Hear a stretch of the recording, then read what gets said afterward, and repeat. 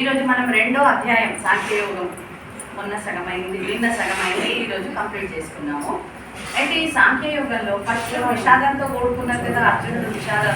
విషాదంలో ఉన్నటువంటి అర్జునుడికి కృష్ణ పరమాత్మ చెప్తున్నాడు ఏమని, హతోవా ప్రాప్స్యసి స్వర్గం జిత్వావా భోక్షసేమని తస్మాత్ ఉత్తిష్ట కౌంతేయ యుద్ధాయ కృత నిశ్చయ. అర్జున, ఎందుకు నువ్వు విషాదంలో ఉన్నావు, ఎందుకు ఏడుస్తున్నావు? వీళ్ళందరూ నా వాళ్ళు అనుకుంటూ ఏడుస్తున్నావు కదా.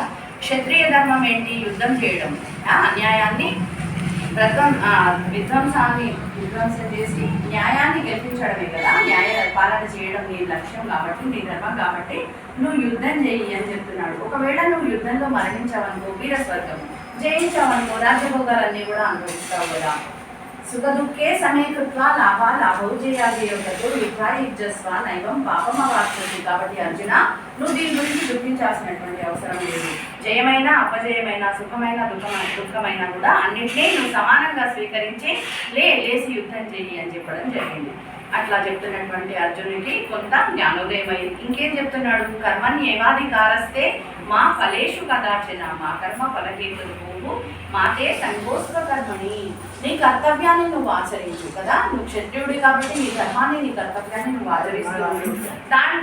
నేను యుద్ధం చేస్తే ఏమవుతుంది, ఫలితం ఏమొస్తుంది అన్న దాని మీద నువ్వు చిత్తం పెట్టదు. దాని గురించి ఆలోచించాల్సినటువంటి అవసరం లేదు. వేసి యుద్ధం చెయ్యి. ఆ ఫలం ఏదైతే ఉన్నదో అన్ని, ఏది మంచైనా చెడైనా కూడా నాకే అర్పిస్తూ అని చెప్పడం కూడా జరిగింది. మరి ఇంకా ఏం చెప్తున్నాడు? కర్మజం బుద్ధియుక్తాహి ఫలం త్యక్త్వా మనీషిణ జన్మబంధ వినిర్ముక్తా పదం గచ్చంత్యనామయం. ఈ బుద్ధులైన అంటే బుద్ధియోగులైనటువంటి జ్ఞానులైనటువంటి వాళ్ళు ఏం చేస్తారు? కర్మ చేస్తూ పోతూ ఉంటారు. కర్మ ఫలాన్నంతా కూడా ఏం చేస్తారు? భగవదర్పితంగా చేస్తూ ఉంటారు. ఎప్పుడైతే మనం చేసే ప్రతి కర్మ ఫలాన్ని భగవదర్పితం చేస్తూ పోతుంటామో అది పవిత్రం అయిపోతూ ఉంటుంది. నామస్మరణ కానీ, వంట కానీ, ఏది చేసినా కానీ భగవన్ నామస్మరణ నువ్వు చేస్తూ పోతూ ఉంటే, చేసిన పని ఏ పని అయినా కానీ కూడా దాని ఫలితాన్ని భగవదర్పితం రామార్పణం అనే కృష్ణార్పణం అని చేస్తూ ఉంటే అది ఏమవుతుంది? పవిత్రంగా మారిపోతుంది. స్థలం కానీ, మన మనస్సు కానీ, మన నోరు కానీ, అన్నీ కూడా వాతావరణం కానీ అన్నీ మారుతూ ఉంటాయి. కాబట్టి ఈ సంసారం అనే మోహం, ఇది నా మోహం, ఇది ఎలా ఉన్నదట? ఒక ఊపి కదా, భవసాగరం. ఇందులోంచి రావడం అనేటువంటిది, ఇందులోంచి బయటికి రావాలి అంటే భగవన్ నామస్మరణ తప్ప ఇంకా వేరే ఏది ఉండదు. కాబట్టి ఈ ఊపిలోంచి పూర్తిగా బయటపడితేనే, అంటే భగవంతుడికి అర్పిత నిన్ను నువ్వు చేసుకుంటేనే నువ్వు ఈ ఊపిలోంచి బయటపడగలుగుతావు. కాబట్టి అర్జున, నువ్వులే ఈ మోహాలలో నువ్వు ఇంకా చిక్కుకోకు అని చెప్తున్నాడు. మరి ఏం చెయ్యాలి? భగవంతుడి మీద 3 ఉండాలి. ఒకటి విశ్వాసము, ఒకటి సంబంధము, ఒకటి సమర్పణ భావం. ఈ 3 మనం ఏర్పరచుకోవాలి.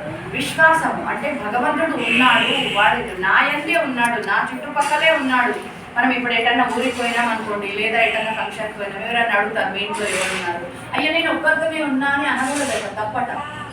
భగవంతుడు ఉన్నాడు కదా, మనల్ని కాపాడుతుంటూ ఆయన పూజ చేస్తున్నాం, దీపం పెడుతున్నాం, అన్నీ చేస్తున్నాం. కానీ ఆయన మీద విశ్వాసం మనం పెట్టట్లేదు. ఆయన ఒకటి మనతో ఉన్నాడు అనే నమ్మకాన్ని మనం పూర్తిగా 100%గా అంగీకరిస్తూలేము, విశ్వసిస్తూలేము.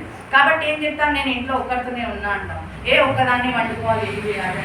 అన్నయ్య నాతో ఉన్నాడు, నేను వాడికి పెట్టాలి, నైవేద్యం పెట్టాలి కదా, వాడికి పెట్టాలి, నేను తినాలి అనే భావన, ఆ పరిపూర్ణమైనటువంటి విశ్వాసం మనలో ఉండాలి. ఆ విశ్వాసం ఉంటే భగవంతుడు ఎక్కడో లేడు, మన ఎంతే ఉన్నాడు కదా. కాబట్టి ఇంకేంటి? సంబంధం ఏర్పరచుకోవాలి.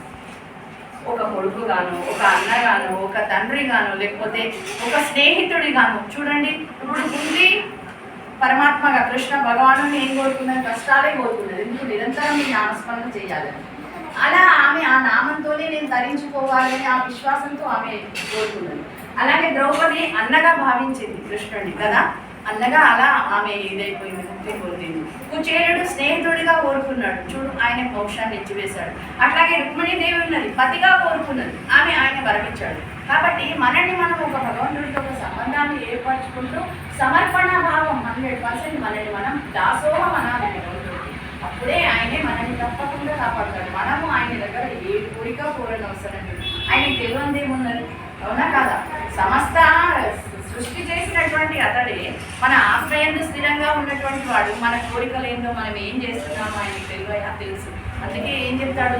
ఆయన అనుకుంటాడట, నా వీళ్ళకి నేను ఎంతో ఇవ్వాలనుకుంటా, కానీ వాడు నా దగ్గరికి వచ్చి అయ్యో నాకు ఇవాళ నా బిడ్డ పాస్ కావాలనో, నా కొడుకు పెళ్లి కావాలనో, లేదా ఇల్లు కట్టుకోవాలనో, ఈ చిన్న చిన్న తుచ్చమైన చిన్న చిన్న కోరికలు మీరు కోరుకుంటున్నారే, నేను ఎంతో ఇద్దామనుకున్నా అని అనుకుంటాడ.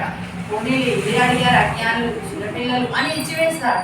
కాబట్టి ఆయన అనంతుడు, ఆయన దగ్గర లేదంటూ ఏది ఉండదు. కాబట్టి ఆయన దగ్గర మనం ఏం లేదు, దాసోహం శరణాగతి తప్ప ఇంకా ఏం లేదు భగవంతుడి దగ్గర. ఇంకేం చెప్తున్నాడు, స్థిత ప్రజ్ఞుడు